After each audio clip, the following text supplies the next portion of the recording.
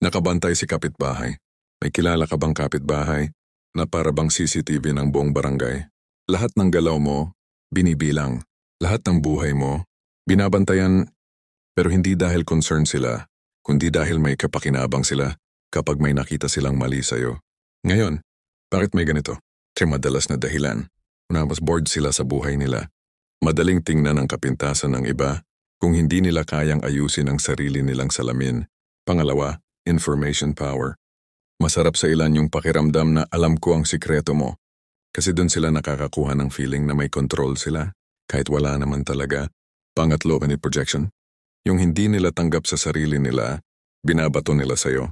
Para bang kung may mali ka, mas gumagaan ang pagkukulang nila.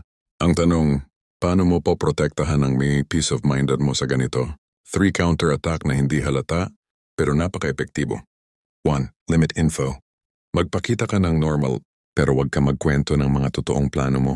Ang hindi nila alam, hindi nila kayang sirain. Controlled calmness. Kapag alam nilang triggered ka, lalo silang ginaganahan. Kapag alam nilang hindi ka affected, mapapagod silang magsalita. Hey, invisible life. Yung mga big move mo, gawin mo off-cam, off-radar, off-chismis. Mas magandang ginagawa mo muna, bago pinapakita.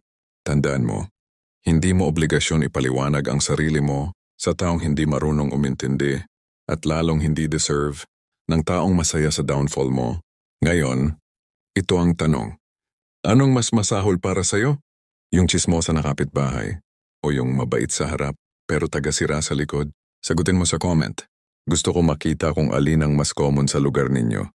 Kung nakarating ka sa dulo, huwag kalimutan i-follow at subscribe para sa mga susunod na Mindplay topic na mag-a-unlock ng kaisipan mo.